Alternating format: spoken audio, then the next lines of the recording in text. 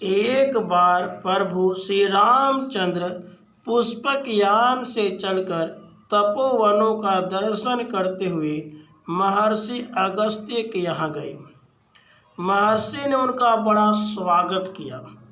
अंत में अगस्त्य जी विश्वकर्मा का बनाया एक दिव्य आभूषण उन्हें देने लगे।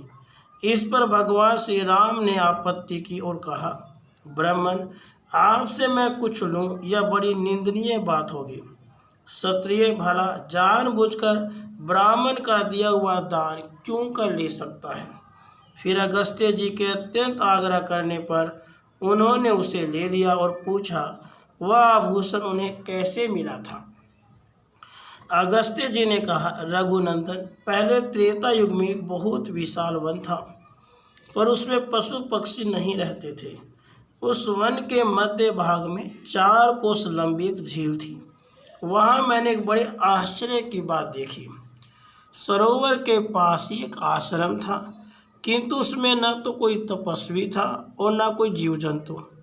उस आश्रम में मैंने ग्रीष्म ऋतु की एक रात बिताई। सवेरे उठकर तालाब की ओर चला तो रास्ते में मुझे एक मुर्दा दिखा, जिसका शरीर बड़ा हष्ट-पुष्ट था। मालूम होता था किसी तरुण पुरुष की लाश है। मैं खड़ा होकर उस लाश के संबंध में कुछ सोच ही रहा था कि आकाश से एक दिव्य विमान उतरता दिखाई दिया।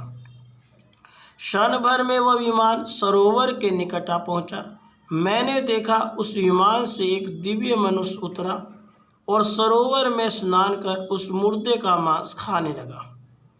भरपेट उस मोटे ताजे मुर्दे का मांस खाकर वह फिर सरोवर में उतरा और उसकी शोभा निहार कर फिर स्वर्ग की ओर जाने लगा।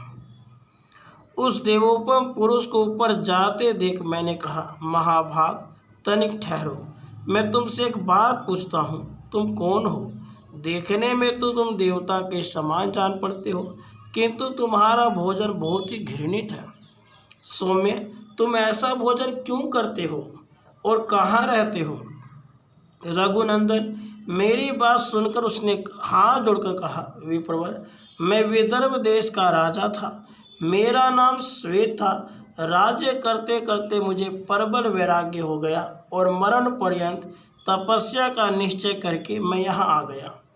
80,000 वर्षों तक कठोर तप करके मैं ब्रह्मलोक को गया, किंतु वहाँ पहुँचने पर मुझे भूख और प्यास अधिक सताने लगी।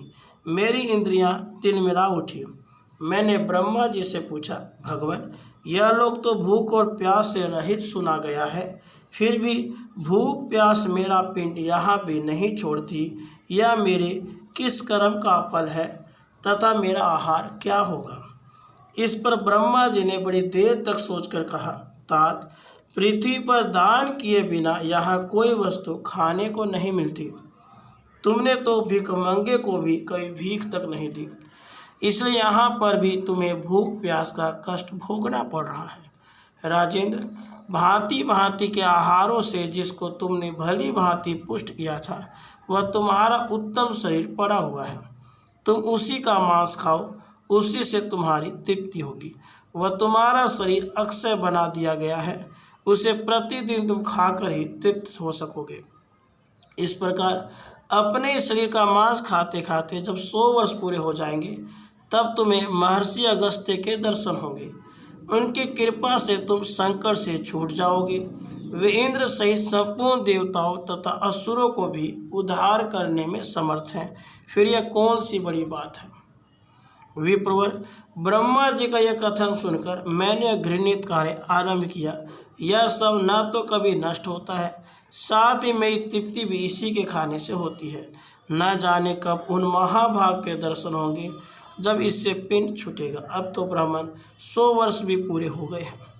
रघुनंदन, राजा श्वेत का यह कथन सुनकर तथा उसके घृणित आहार की ओर देखकर मैंने कहा, अच्छा, तो तुम्हारे सौभाग्य से मैं अगस्त्य ही आ गया हूँ। अब निस्संदेह तुम्हारा उद्धार करूँगा।